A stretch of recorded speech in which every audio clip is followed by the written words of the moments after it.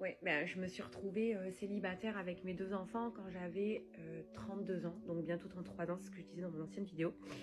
Et vous me demandez du coup, ben, en fait, qu'est-ce que j'ai fait après avec mes relations. Donc il faut savoir que déjà, moi, mon premier mari, je l'aimais plus que moi-même. Voilà, c'était vraiment mon tout, mon soleil, mon tout, mon pilier dans ma vie. Il m'a apporté beaucoup de sécurité en plus. Donc quand on s'est séparés, ça a été vraiment un choc. Ça a été très brutal pour moi parce que c'était vraiment la personne avec qui, comme dit Axel Red, j'avais envie de vieillir à côté de lui. Voilà, je ne voyais qu'à travers lui. Donc quand on s'est séparés, du coup, forcément, ça a été très très très dur. D'autant plus que j'avais à ce moment-là 2 enfants en bas âge. Donc voilà, hyper compliqué. Je me sépare, je passe cette période compliquée, les choses se mettent dans l'ordre, on s'entend bien, je reste quand même en bon terme, il s'occupe quand même de ses enfants, il est quand même présent pour moi, donc finalement c'est une rupture qui est douloureuse d'amour, mais pas douloureuse dans les habitudes. Donc déjà, ça c'est un cadeau du ciel, parce que je connais pas beaucoup de mecs qui font ça, donc vraiment moi mon premier mari c'est un bonbon, voilà, je peux pas dire mieux, c'est un bonbon pour le coup, il a été vraiment chouette jusqu'à aujourd'hui. Il faut que je vous raconte aussi, donc après lui, forcément, il faut que je refasse ma vie, donc je mets du temps à me reconstruire et moi je me laisse une année de deuil. Voilà, le deuil parce que j'avais envie de vraiment voir, de me reconstruire, j'avais trop de choses à mettre en place, nouveau boulot, nouvelle gestion de vie avec les enfants, etc. J'avais trop de choses à mettre en place, donc il m'a fallu un an, et puis au bout d'un an, je commençais à me dire, Auré, il faut que tu penses un peu à toi. Et là, mes copines, pour certaines déchaînées, allez, viens, on sort. Donc, je ressors un petit peu, je refais un peu des connaissances, etc. Et puis finalement, je me rends compte que ça me saoule, quoi. Que ça me fait chier, moi, de me poser avec un mec dans un endroit pour qu'il me raconte sa vie. En plus, dans notre tranche d'âge, souvent, ce sont des mecs qui sont divorcés ou alors séparés. Ils ont tous des gamins.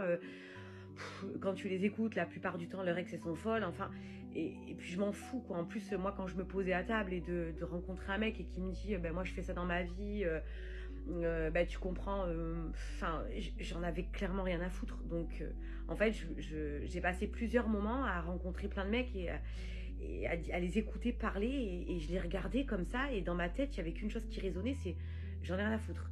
J'en ai rien à foutre. Je m'en fous. Je m'en fous. Et je me souviens que je trouvais toujours un prétexte, ou alors je faisais appeler une copine pour dire appelle-moi, fais semblant d'avoir un truc urgent et tout, genre je débarque parce que ça me saoulait, quoi, vraiment. Donc déjà, il faut savoir que j'ai jamais accepté une invitation pour dîner. La plupart du temps, j'acceptais que des verres.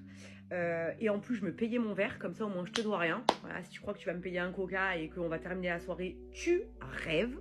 Voilà, donc bon, ça a été difficile parce que j'ai essayé, j'ai essayé de rencontrer la bonne personne. Je me disais, Aurélie, il faut que tu passes à autre chose, il faut que tu rencontres quelqu'un.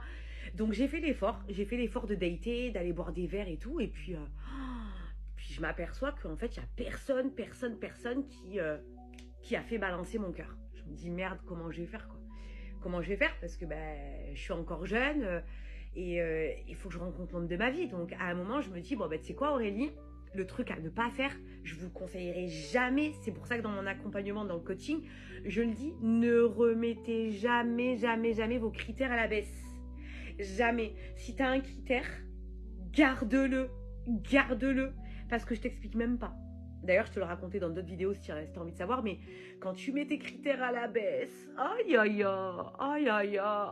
quand tu te dis, bon, tu sais quoi, là, je fais trop mal difficile, si il est un peu tordu sur ça et que je déteste ça, bon, quand même, faut que moi aussi, je me remette un peu en question. Non, mais attends, mes meufs ne changent pas, parce que je t'assure, quand tu vas changer pour ton autre, le tordu, tu vas devenir toi-même tordu. Tu connais l'histoire de la pomme pourrie. Quand tu mets une pomme pourrie dans un saladier beau et que tu as une jolie pomme verte à côté, c'est toi la pomme verte, tu vas devenir pourri.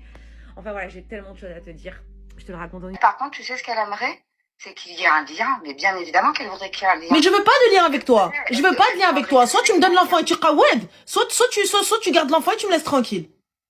Je veux pas de lien avec toi. Ouais, on est d'accord que vous venez, vous prenez le mec, vous êtes parti faire une enquête sur le gars, vous avez attendu qu'il ait un poste ou ça, et t'arrives, oui, on a découvert. Après, je suis honnête, tu vois, j'ai pas besoin je te dis la vérité telle qu'elle est, et moi, je te parle en toute transparence. Ah, mais dinguerie! C'est une dinguerie. Pour moi, t'as vu, c'est une dinguerie. En fait, honnêtement, c'est du racket en bande organisée. T'es venu, tu lui as clairement fait un enfant dans le dos. Là, pour ma part, c'est clairement un enfant dans le dos. Tu vois, il y a même pas de, écoute, c'est un accident. En vrai de vrai, tu savais, t'as pris, t'as fait, et t'as décidé de garder. Ça, non, ça par contre, je peux pas te laisser dire ça. Ah, mais je suis désolée. Donc, moi là, je peux pas te croire. Après, à ce que vous êtes en train de me dire, wallah, je vous crois pas. Ben, je te jure, ben, moi, ah, mais Qasamen Billah, je ne vous crois pas. Parce que là, pour le coup. Non, mais, les filles, ne me dites pas, ne me dites pas, n'abuse pas. Là, tu me dis, regarde l'affiliation. J'entends l'affiliation, c'est normal. Mais, wallah, mais est-ce que vous vous rendez compte, les gars? Mettez-vous un instant à la place du gars. Mettez-vous un instant, donc tu fais un gosse. À aucun moment, tu me préviens. À aucun moment, tu me laisses le choix d'être un connard. Tu me laisses le choix d'être un chien et ça te donnera toutes les cartes pour me tacler et me casser les côtes.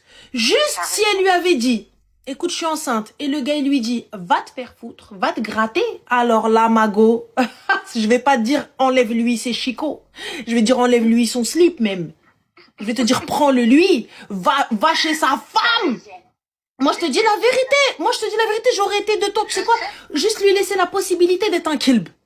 Là, t'arrives. Heureusement que je t'ai eu au téléphone, tu vois, ça permet au moins de... Moi, je vais lui dire ce que j'en pense maintenant. Et merci de m'avoir remis les idées en place à moi. Mais là, aujourd'hui, l'affiliation... Mais qui dit reconnaissance de l'enfant, dit des droits sur l'enfant, qui dit pension alimentaire? Parce qu'il n'y a pas de je reconnais l'enfant, je donne une pension, mais tu m'empêches de le voir. Elle refusera pas. Mais là, c'est l'affiliation, mais l'affiliation, il n'y a pas juste l'affiliation. Moi, je veux des droits sur cet enfant. On fait comment maintenant? Mais lui, il n'en demande pas pour l'instant. Il dit que c'est pas lui. Il dit qu'il a jamais eu de contact avec. Il la connaît même pas. Il n'y a pas de souci. Il dit ça. Mais moi, je te dis qu'il va être reconnu comme son enfant. Il va être reconnu comme son enfant. Il n'y a pas de souci. Ensuite, quand il va être reconnu comme son enfant, moi, je te dis que ce gars-là, il va se transformer en votre pire cauchemar. Et il a les moyens, lui. Et il a le cardio. Ça veut dire quoi? Avocat. Franchement, je te dis la vérité. Ben, avocat, il n'y a rien pénalement civil. Enfin, juridiquement, il n'y a rien. Il ne peut pas se retourner, il n'y a rien. Mais c'est pas se retourner contre elle, ma chérie. C'est réclamer ses droits. Force ou par quoi que ce soit. Réclamer ses droits. Réclamer ses droits et au moindre écart, il va lui prendre le gosse. Moi, je te le dis. Parce que moi, c'est ce que j'aurais fait. Surtout que depuis un certain nombre d'années, il se défausse. Je pense pas que la loi va lui accorder comme ça du jour au lendemain un enfant qu'il a jamais connu et qui est qu'avec sa mère depuis des années. Là, pourquoi tu veux l'argent de cet homme-là? Juste une question, Ranel. Par rapport à l'enfant, ça te dérange pas. Tu trouves ça, c'est-à-dire qu'effectivement, elle se débrouille avec son enfant. Et cet enfant, quand il va grandir et qu'il va savoir, il va faire des recherches. Tu sais que c'est important pour un être humain, enfin pour un enfant, quand il grandit, son identité est primordiale dans la construction. Tu vois, c'est quand même quelque chose. Donc il va chercher. Quand il va avoir ce décalage et qu'il va se dire que peut-être il aurait pu avoir accès à certaines choses. Mais la faute à qui? Je sais, Ranel. Mais moi, tu vois, c'est pour ça que je te parle en toute transparence. Et moi, je te parle aussi en toute transparence, ma chérie. Tu sais quoi, regarde, je vais aller plus loin. Mes demi-frères et moi. On a des demi-frères, non? Nous, mon père, on a des demi-frères et des demi-sœurs. Ils ont une vie que nous n'avons pas eue. Ils ont peut-être pas connu les huissiers et compagnie et tout. Ils étaient, alhamdoulilah, ça va. Bête de baraque au bled, ici aussi, tout bien tranquille. Nous, ici, on était là, on allait au resto du cœur. Et ça, tu l'as vécu comment? Rien à foutre. Ma mère est la meilleure des choses. Bien aujourd'hui, ma mère, elle pose juste son doigt. Elle prend un paquet, j'en mets 4 dans le caddie. Et alors, je veux pas du tout, mais si jamais ta mère, elle l'avait traîné en justice et qu'elle aurait pu obtenir une pension alimentaire qui vous aurait pu vous permettre d'avoir une vie plus confortable. Quelle vie plus confortable? Mais quelle vie plus confortable? Va expliquer à ton enfant quand lui, le père, il va lui dire, mais ta mère, elle m'a jamais dit qu'elle t'a eu. Parce que les gens, ils se disent, ouais, 700 €, c'est jackpot. Mais ta mère, elle ne m'a jamais dit qu'elle t'avait eu. Ta mère, j'ai découvert, ta mère ne m'a jamais dit qu'elle t'avait eu. Elle a attendu d'accoucher. J'ai jamais accepté. J'ai jamais dit oui. Et là, comment tu vas pouvoir lui retirer ça de sa bouche au gars? Parce que c'est la vérité. Tu pourras même pas dire, là, il y a tout pour dire qu'elle lui a fait un enfant dans le dos. Quand bien même c'est pas vrai. Quand bien même c'est pas vrai. Là, je suis ok avec toi. Moi, à partir du moment, les gars, je suis désolée, je vais être crue. Pardon les tatas, pardon les tontons, pardon les maris, tout ça, etc. Désolée, Simhouli, vous connaissez votre go. Vous mettez pas de capote, et ben voilà le résultat. C'est tout. Il y a pas de mais elle a pris la pilule à midi 12. Oui, mais il était midi 13 quand elle a pris l'autre. Donc ça n'est pas fiable à 100%. Un stérilet n'est pas fiable à 100%. Donc fin de l'histoire. À partir du moment où vous ne vous protégez pas, eh bien voilà ce qui arrive. Mais là, lorsque tu présentes ça, c'est un risque. Là, la meuf, elle vient, elle te dit, je suis enceinte. Et là, le gars, il te dit, quoi, moi, j'assume pas, va te faire foutre. Et là, ok, c'est la guerre, il n'y a pas de problème. La guerre est déclarée et que le meilleur gagne. Et je me rangerai du côté de la meuf. Normal, logique, je me rangerai du côté de la meuf. Mais là, dans les faits, sur le papier, elle lui a fait un enfant dans le dos. Je suis d'accord. Et là, le gamin, quand il va aller voir le père et qu'il va lui poser il va lui dire. Les actes chronologiquement, regarde ça, moi j'apprends à telle date, donc t'appelles ça comment? Mais je suis la première à lui avoir dit, hein, que ça, il va falloir qu'elle assume que. Moi les gars, y a pas de j'espère qu'elle aura rien. Non, une pension doit être donnée, fin de l'histoire. Mais de là à venir me raqueter et à venir exiger que je dois te donner 1000 balles sous prétexte que moi je gagne bien ma vie, mais t'es qui toi, la femme à Ribéry? J'ai capté. C'est pas 1000 balles, c'est la fourchette haute. Mais la fourchette haute, moi je t'ai vu 2 fois, je t'ai claqué les seufs 2 fois avec ton consentement. On était là, on voulait une relation sans lendemain et maintenant tu viens, tu me le sacres. Ah Waga, on va parler français. Donc tu trouves que c'est quoi le plus juste? Mais y a pas de tu trouves c'est quoi le plus juste. Ce qui doit lui revenir, elle l'aura. Et fin de l'histoire, je suis pas juge, je peux pas te dire. Non, je peux pas. Elle va demander. Si elle demande une pension, elle va demander une pension, ça va être calculé par rapport à ses revenus. Si elle demande des dommages et intérêts, ça va être calculé. Moi, je te dis, ce gars-là, quand bien même ses revenus, il finira par aller à l'étranger, comme la majorité des darons qui veulent fuir, il finira par aller à l'étranger et elle finira par ne rien avoir et qu'elle le traîne en justice. On en a discuté, il y a de grandes chances aussi. Après, on ne sait pas s'il ira jusque-là ou pas. Mais effectivement, ou une manière détournée de camoufler son argent, enfin tu vois, il y a toujours des moyens, surtout quand il y a enfin voilà, donc effectivement elle n'est pas à l'abri de ça, elle le sait, mais là la question c'est ça, c'est qu'est-ce que tu trouves qui est le plus juste de demander, est-ce qu'elle reste sur sa décision? Mais il y a pas de, en fait tu peux pas venir me voir et me demander qu'est-ce qui est le plus juste de demander. Je ne suis pas juge, je ne suis pas procureur, il y a pas de moralement. À la base, moralement, là normalement elle a pas à lui demander. Là il faut voir ce que le juge il va statuer. Je viens de tomber sur le TikTok d'une fille qui disait que s'il n'était pas obsédé par vous et qu'il vous aimait pas plus que vous l'aimiez, alors fallait lâcher l'affaire. Je suis là pour confirmer cette théorie, je vous raconte une petite story time, je vous raconte ma vie. Mon ex. J'ai rencontré mon ex, j'avais 17 ans. Voilà, dans un contexte, on est en vacances, dans un camping, bref. Le mec me calait pas trop et après coup, j'apprends qu'il pensait que j'avais 25 ans, donc il était un peu intimidé. Bref, on se calait pas trop, mais il y a un truc. En rentrant, chacun de notre côté, on commence à discuter et on s'entend vraiment super bien. Moi, j'étais pas vraiment à fond parce que je venais de me séparer d'une relation hyper toxique et je parlais à 2-3 mecs par-ci par-là. Mais au fur et à mesure, vraiment, on s'entend hyper bien et je décide d'aller sur Lyon. J'habite à Paris. La journée est hyper cool. Le mec est bourré d'attention. Fan de moi, finalement. Il était vraiment fan de moi. Il y a un élément qui a fait que là, j'ai succombé. Je suis dans Zara avec une copine qui était venue avec moi.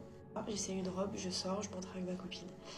Et lui, je le vois, et il sait pas que je le vois, mais je le regarde dans le miroir, et il me fixe, Les filles, un regard qu'on m'avait jamais porté de ma vie. Quelques semaines après, on se met ensemble. Pendant des mois, il me reproche un peu que je suis pas à fond dans la relation, que je pouvais pas donner plus. Et c'est à ce moment-là qu'il me donnait plus que moi je lui donnais. On a trouvé un équilibre sur 1 an, et les 2 dernières années, ça s'est contrebalancé, et les rôles se sont inversés. Ça a détruit notre relation. Voilà. Et mon erreur, et attention à ne pas la reproduire, c'est que à force de recevoir, je me suis dit putain mais ce mec est exceptionnel. Et je suis tombée mais folle amoureuse et j'ai voulu donner, jusqu'à m'oublier en fait. Je me suis perdue dans la relation. Je parle du nez, je suis désolée. Voilà, donc ne faites pas la même erreur que moi. En revanche, oui, trouvez-vous un putain de mec qui est fan de vous. S'il n'est pas fan de vous, si vous ne calez pas dès le début, ça sert à rien. Ne courez pas après un mec. Le mec il te cale pas dès le début, mais toi tu fourtes. Tu crois que tu vas être heureuse avec un mec avec qui tu cours derrière lui comme ça là? Le mec il te donne même pas l'heure. Tu penses qu'il va te donner sa vie, genre. Donner son cœur, donner sa vie, c'est pareil. À la limite, dès le début, ça peut ne pas matcher, tu vois. Tu peux forcer un peu, une fois. Pas 10. Donc voilà, si vous voulez pas finir comme moi, ça fait 4 ans que je suis célibataire. Bon. Bisous. Les filles qui n'aiment pas les mecs, je vous comprends que vous n'aimez pas les mecs, mais arrêtez s'il vous plaît à chaque conversation que vous avez, les mecs, les mecs, les mecs, les mecs, les mecs. S'il vous plaît, j'en ai marre. Ok, on en a marre d'entendre parler des mecs. Donc si vous n'aimez pas les mecs, arrêtez de parler d'eux. Nous aussi, on n'a rien à foutre d'eux. Enfin, chacun sa vie en fait. Peut-être que les hommes aussi, ils en ont marre des meufs. Mais juste, ils le disent pas. Donc voilà, fermez-la. Vous savez, Cooper, on peut perdre beaucoup d'argent en courant après une femme, mais on ne perdra jamais une femme en courant après l'argent.